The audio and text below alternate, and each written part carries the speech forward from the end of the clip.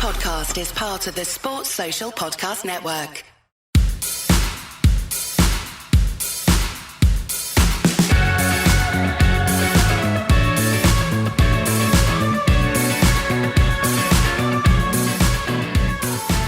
Hello and welcome to the Manchester United Weekly Podcast with me, Jack Tait.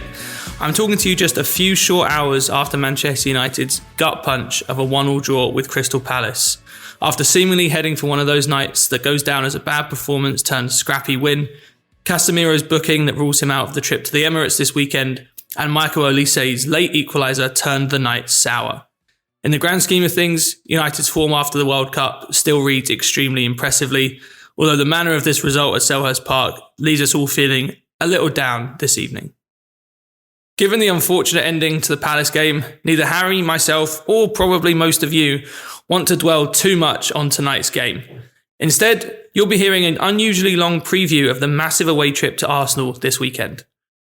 Earlier this week, I sat down with John Mackenzie, tactics expert at Tifo Football with The Athletic, to dissect the similarities of facing Arsenal and Man City, how United could fare if they set up similarly to how we did in the Manchester derby, and some of the key individual battles that could define the game.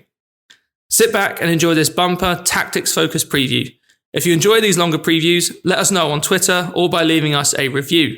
You can find Harry on Twitter at HarryRobinson64, myself at UTD Tait, and the podcast itself at UTD Weekly Pod. We'll be back with normal service being resumed on Monday as we go through what happens in the Arsenal game, hopefully looking back at a famous United victory that puts us firmly in the title race. Enjoy the preview, forget tonight, and roll on Sunday.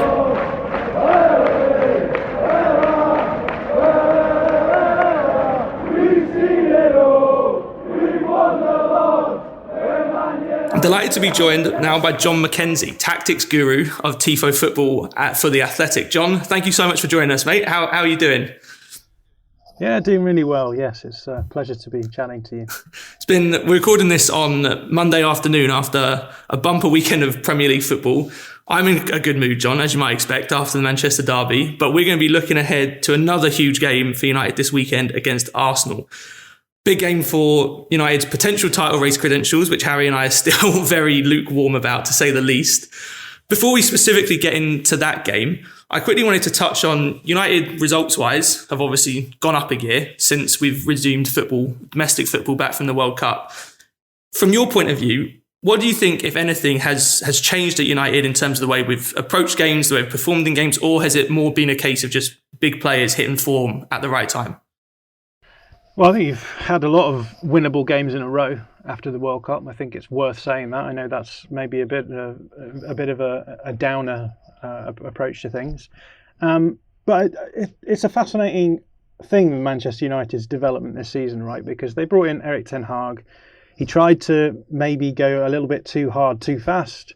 That didn't work out, and then you had to get into the situation where he could attain stability. I think that's the thing that they've done so well since those early months in the season, the beginning of this season. And the way that they've done that, I think, is by just going back to basics on a lot of things, being a very solid team, hard to break down defensively. I think the out of possession stuff has been improving a lot. There was games against Chelsea and Spurs that particularly stood out for me in terms of the out of possession stuff and what they were doing there. And yeah, you got to a position where you are able to beat those teams. I've said these are teams that you probably should be able to beat, but I think you had maybe 7 or 8 games against teams where you probably should beat them, and you beat them all. And that's a position that I think maybe in the past you haven't been in so readily. So definitely improvements there. And then the Manchester derby, again, an interesting game because it feels as though when you see those bigger games, there's not a huge amount of difference between the way that you're playing in those games as you were under Ole Gunnar Solskjaer. Yeah, now, completely. The out of possession stuff is different and better, I think, but you're still looking to reduce the opposition getting a lot of chances and then hit them in counter-attacking situations. So in terms of what has changed at Manchester United, I would say primarily results, and that's an important thing. Yeah. But there is also these little things that are percolating under the surface, and they're really important things. I think the concept of control is very important to Erik ten Hag. He wants to be able to control games. He wants to make sure that he's not going to give away more than he generates. That's really important. But I think all of this, underlying all of it, is this idea that if you can get the team to a solid sort of performance level, regardless of results, then Erik ten Hag can then start making the really difficult, the final difficult moves that he needs to make in order to take Manchester United from being what I would see as, a top four challenger to being a title challenger. I know that a lot of Manchester United fans will want to think that step has been made now. The table doesn't lie, John. Come on. Don't start. I've had that all morning on my Twitter, but there is a step that needs to be made where you can move from being, a team who are solid sort of top six team who are going to be beating the teams that they need to beat and able to get results against the other teams in the top six. But at the moment, Manchester United still have a step to go, which is to become a dominant team of the sort of standard of Arsenal and Manchester City. And even though you have just beaten them, I do think that there is a step up to what it is that Man City can do. And that's going to be the big question of how the future goes. But Erik ten Hag has got to a point now where he can do that. Yeah. That's almost the hardest thing to do. How many managers have Manchester United had now where they have good managers in, but they haven't been able to get that kind of buy-in from everyone, the players, the fans and the board. And I feel like Ten Hag has done that by playing this maybe slightly muted football, which gets results. And it's really impressive. I said I was on the Devils in the Detail podcast the other day, and I said Erik ten Hag is the worst thing to happen to Manchester United for a Leeds United fan, because he's achieved that holy grail, right, which was stability. Yeah. That's what Manchester United didn't have since 2013, no stability. And now that stability is there, and it feels as though the club is heading in the right direction because of that. Yeah, it's the old adage, results buy you so much time as a football manager. And I think it's, Solskjaer had done some of that when he first came in, but obviously at that point he was only interim. And really, in his tenure since then and Mourinho's tenure before that, no coach had ever really got to this point where there was such buy-in from everyone around the club. And in some ways, Solskjaer's interesting you bring him up, because Solskjaer for me was like the ceiling of this approach where you're gonna beat some big teams occasionally and you're gonna beat smaller teams a lot of the time, and people and fans like that, right? Fans like to be a team that wins more often than they lose. But with Solskjaer, you were never going to get to that level of making that final step to become an elite side, and that's what you're going to get now with Erik ten Hag. So a lot of it still feels similar to the sorts of things that Solskjaer was doing. If you look at it at the micro level, there's still going to be games that you win against big sides and winning games against the smaller sides more often than not. But I think that Erik ten Hag is going to make that step up now so that you can start challenging teams like Manchester City and Arsenal at the level that they're at. Yeah, and I think United managers in the post-Alex Ferguson era, especially since David Moyes, you've got like Van Gaal and Mourinho in this type where the ceiling is maybe there. With Mourinho, it's slightly more questionable, but he's proven it in the past at least. But they sort of weren't able to get to the point where we're at now, where you feel like just getting the squad to play up to the potential of the players in the squad, just creating that stable base. Solskjaer was then really good at that first part, but maybe didn't have the ceiling. Ten Hag has shown that now he's sort of done that first part. We think there's been proof in the past, especially from his time at Ajax, that he can go on and get us to that ceiling. And that is sort of now the next step, I think, for this team. Yeah, absolutely agree with that.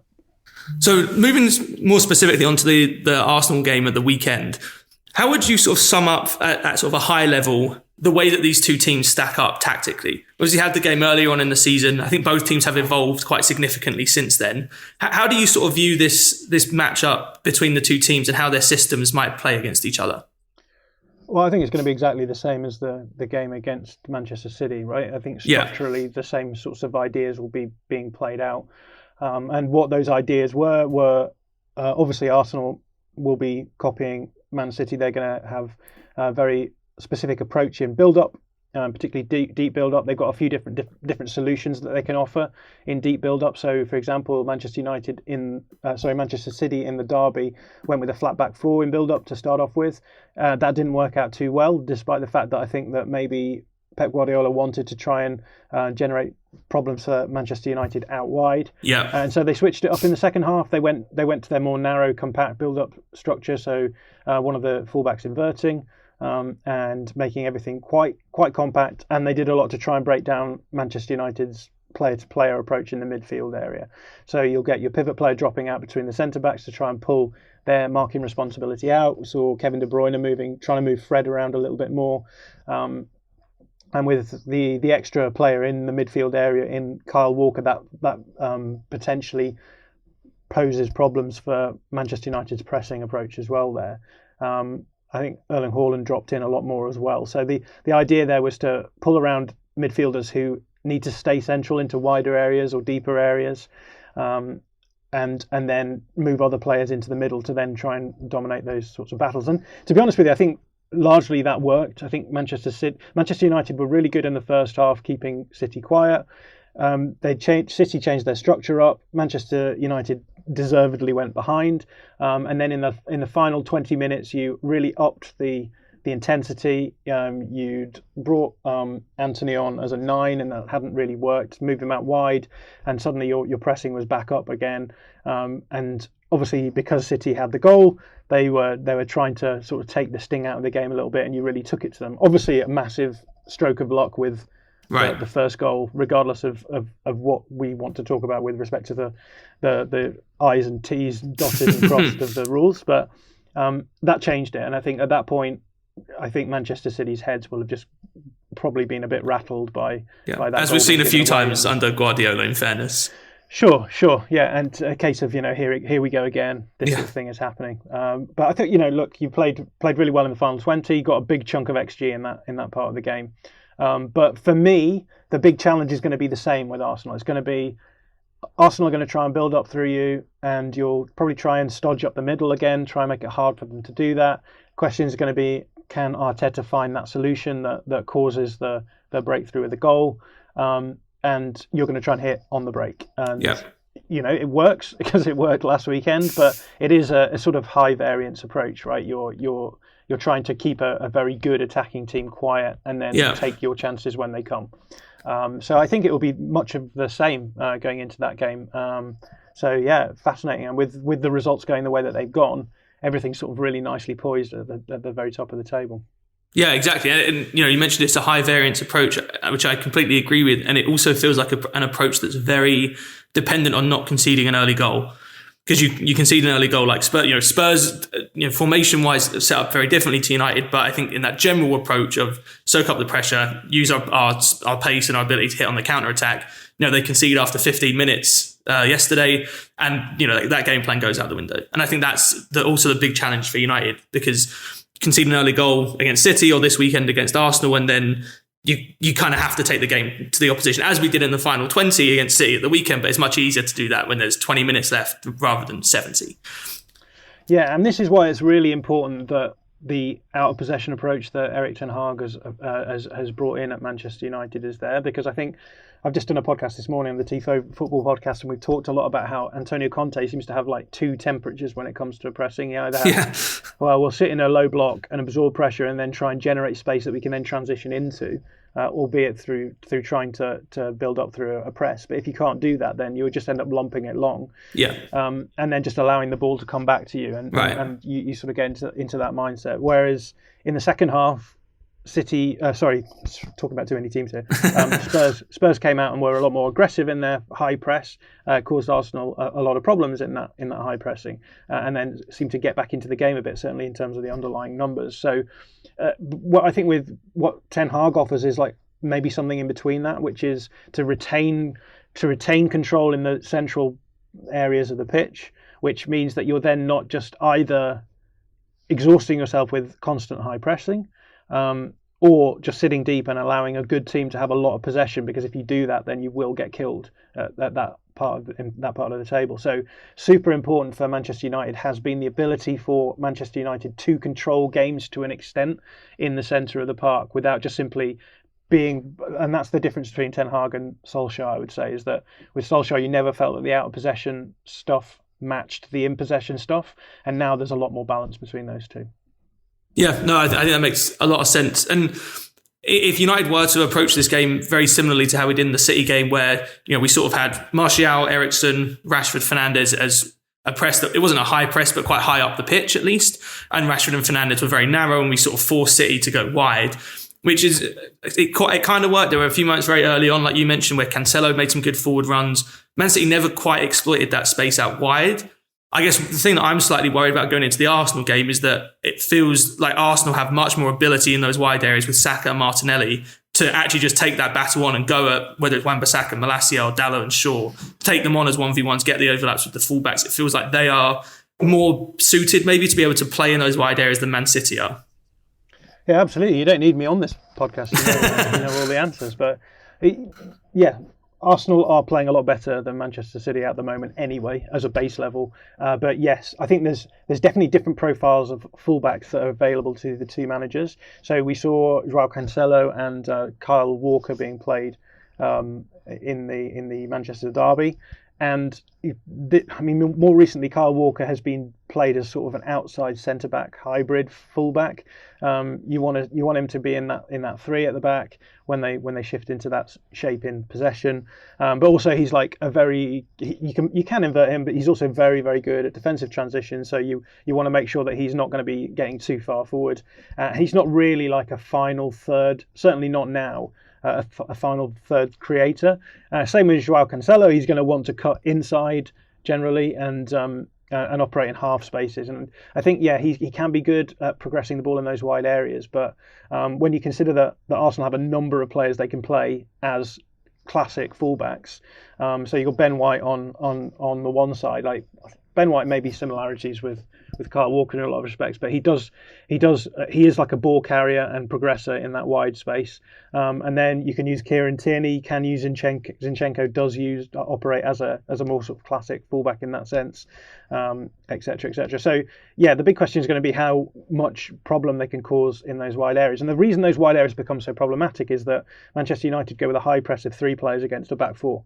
So if you're smart in build-up, you can always manipulate them to create a free player in the fullback. And usually what happens, most elite teams would have their fullback jump in those situations. So let's say that Ramsdale's going to play the ball to Ben White in the right back area. Right. And in the lead up to the build-up, what's happened is the Manchester United front three have gone on the opposite side fullback, and then the two centre-backs with their front three. So Ben White is in space. Ramsdale plays one of those wedge passes into Ben White. Usually what most teams would do in elite football is have their fullback jump on the other fullback there. So run all the way down the field and put them under pressure. But Manchester United aren't doing that. I think because, again, like Ten Hag wants to prioritise solidity over anything else. And is that because you think that pushing your own fullback on that much, it just creates a much more precarious situation? If you win the ball back, great, you're much higher up the pitch. But if they're able to beat that player, there's obviously a lot more coming back. So Ten Hag's taking a slightly more cautious approach, maybe? I think that's the only explanation really I can think of. I've seen people suggesting that he likes to control the build-up in certain ways. So it's almost control the opposition build-up in certain ways. So you want to force the ball towards the weakest player in the build-up for the opposition. Right. But I mean, when you're coming up against teams like Man City and Arsenal, that becomes pretty much a moot point because they have good players. So I don't know, but yeah, I think it's more to do with that. They don't want to see the sort of the defensive aspect of the back line. And then generate these spaces. I mean, this is what's killed Liverpool, right? In the last season, they pushed Alexander-Arnold and Trent Alexander-Arnold and Andy Robertson on the other side, and they allow this space in behind. So effectively, oppositions can just progress the ball in the channel, in behind the fullback. The back line has to then become one player short, and on Robertson's side, Van Dijk becomes the de facto defending left back. And then what teams are doing then is overloading Trent Alexander-Arnold at the back post because they know he's a bit weaker in the air. Get the ball into that area, get the cross to the back post, and you can cause problems in that way. And I just think Erik ten Hag just doesn't want to risk that. So he would rather allow the opposition to progress the ball in that space into a fullback rather than behind a fullback. The other thing is it could. I mean, the big question is going to be is that going to change in the future when maybe Manchester United players get a little bit more comfortable with switching marking responsibilities and stuff. But at the moment, that's the way that it is. And I thought that City could cause quite a few problems, potentially just getting the ball to the fullback and running into that space. But actually, it turned out that they were able to open up the centre a lot more and were much more dangerous in the second half there. So, yeah, I think that's what we need to watch out for, whether or not the same sort of thing happens, whether or not Arsenal are able to exploit that space a little bit more. I suspect probably yes, because I feel like Arsenal, you know, you've already said they've got Martinelli on one side and Saka on the other, who feel a little bit more important in terms of build-up players for Arsenal than maybe the wide players for Man City. And then you've got players like Ødegaard and Xhaka in the middle then, who, if you do drag the play one side or the other, you can then play those out balls into them in the centre. And we saw what Ødegaard can do from that sort of distance and space. And in Nketiah, you probably have a striker who's maybe slightly more naturally used to being involved in build-up than Haaland is for City. Even though he did drop deep, it's just not his natural game. Yeah, absolutely.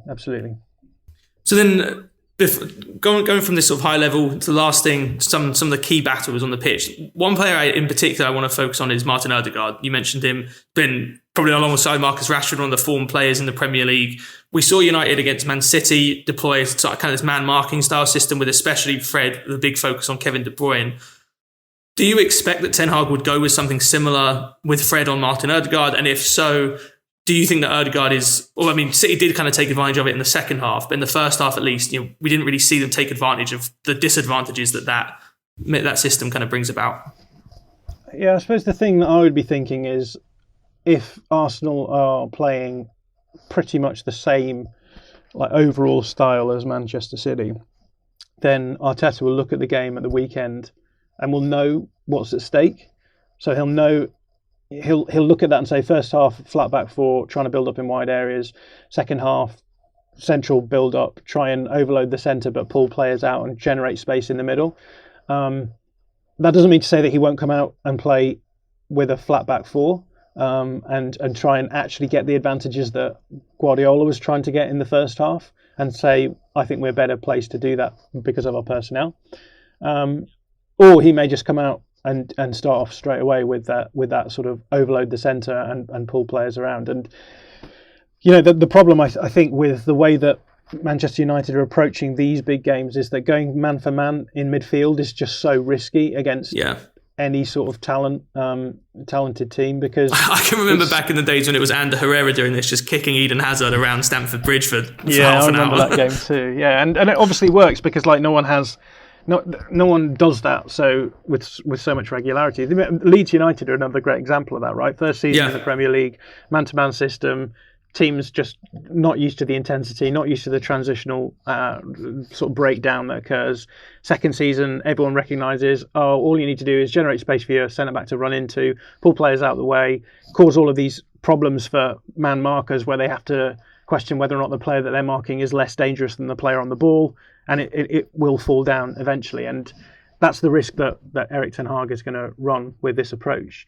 Will a team like Arsenal be good at sort of causing those sorts of problems? So dropping your pivot player out of the middle to pull a player wide, to pull a player deeper, pulling central players wide when there's space there, and moving wide players into the middle, so that it causes problems for your marking system as well. I suspect, personally, my gut is that Arteta will come out with some kind of maybe 3-2 system in build-up, so push one of the fullbacks inside, invert them, and see what that does to Manchester United's approach, and then have lots of... I think the trick as well for Manchester City in the derby was they played a lot quicker in the second half. And again, that's just a pure response to man marking approaches in the middle, because if you do that and even just carrying the ball, and that happened a lot more, I felt, in the second half. If you're carrying the ball, you're pulling players out of position and you're creating space. And a team like City, who are going to be super structurally aware, they're always going to try and get players into different parts of the pitch. Once they start doing that, then it becomes much harder to match them player for player as well. I mean, that's really where City's goal came from. Not necessarily from a ball carrier, but Fred was dragged out of position. He ends up kind of playing as like a left wing back because Walker's down on the floor, Malacia's with him, and then De Bruyne comes into that left kind of half space, and that's where the chance of the goal comes from. I think these are all, the point you made there at the start, saying that, it's tricky to do this twice in a row. It's tricky to do anything twice in a row unless you really are incredible at executing it. And especially in out of possession stuff, once you have one game to study and what an opposition could produce in this game, you can plan for it much easier. It took Man City a half to adjust. Arteta's had 90 minutes to watch this system in place. Yeah, you have to be lucky to have it work once in a row, right? That's the long and short of it, is that most teams and really only work for 45 minutes effectively.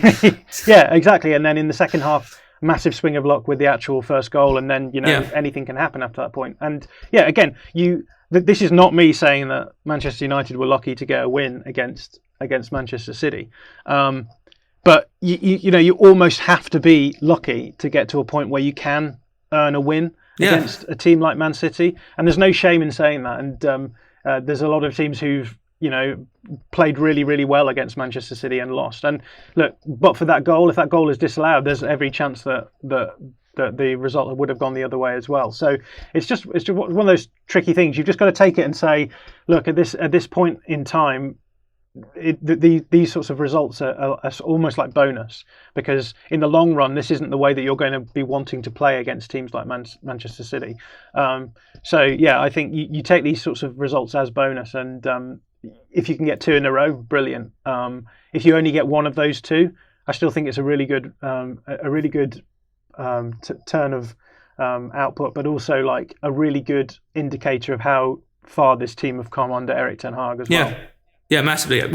Harry and I talked a lot on the weekend episode just about, even symbolically, how this game felt like a big deal for this team, just as evidence of how far you have come since the 6-3 to now beating Man City 2-1. And in fairness, I think Ten Hag said himself after the game that United were good in the first half, poor in the second. He said he admitted the goal was very lucky, which I think we all acknowledge. So I think there isn't. I think some of the media coverage maybe has been sensationalising a little bit of what Man United produced in that game, but I think Erik ten Hag at least seems to understand that this probably wasn't the kind of game where United dominated and absolutely 100% deserved to win. I think we probably did enough in the game to win, but there was a lot of luck involved in making that happen. Yeah, and it's worth saying as well that this is the same approach that you used in that first game, right? You went very player for player in the midfield, and it absolutely didn't work.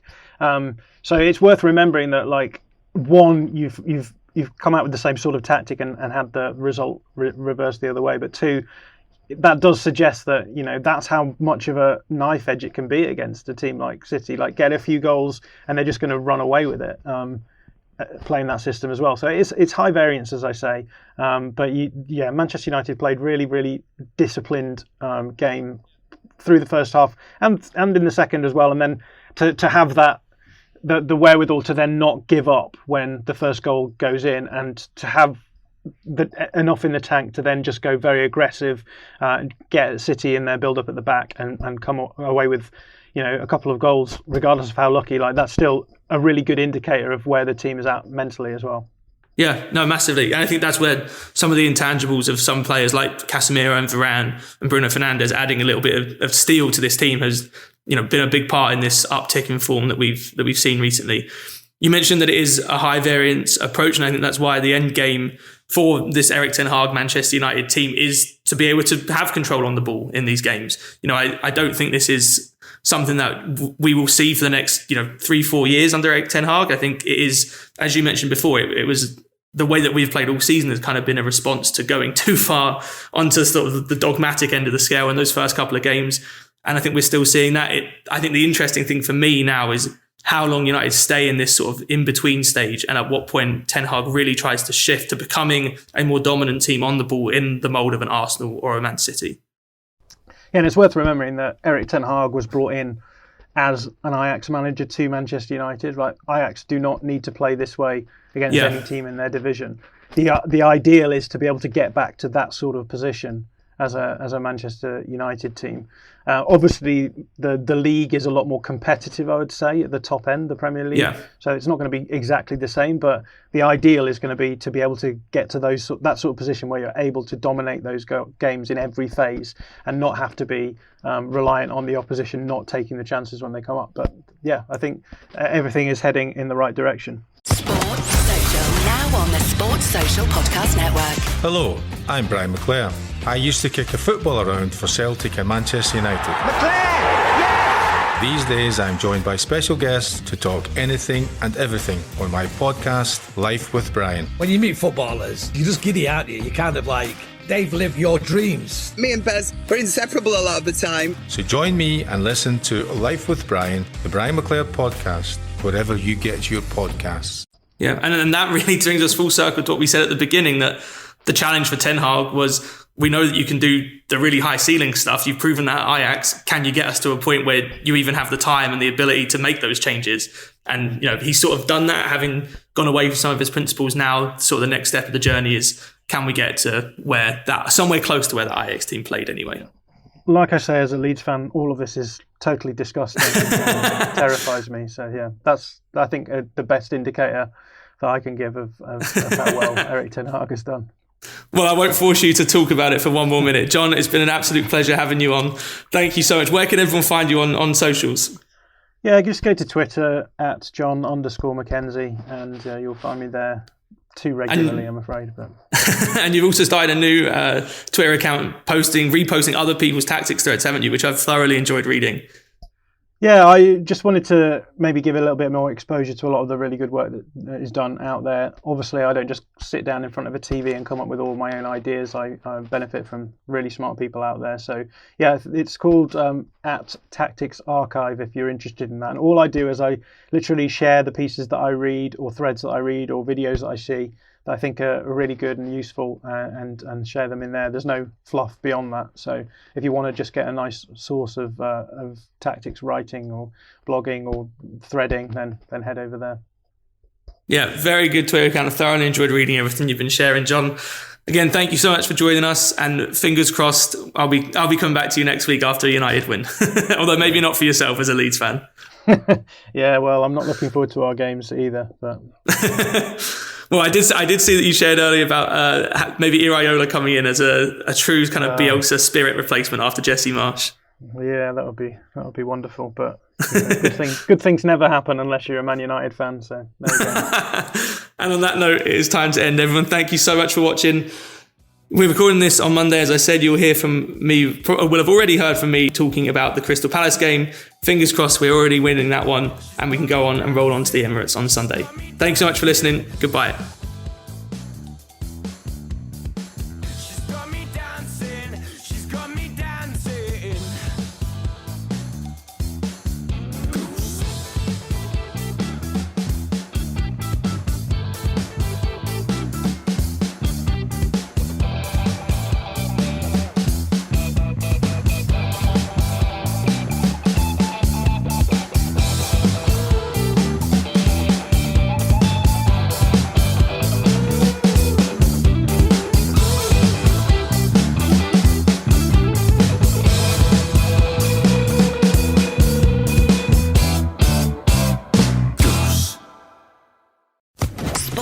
Social Podcast Network.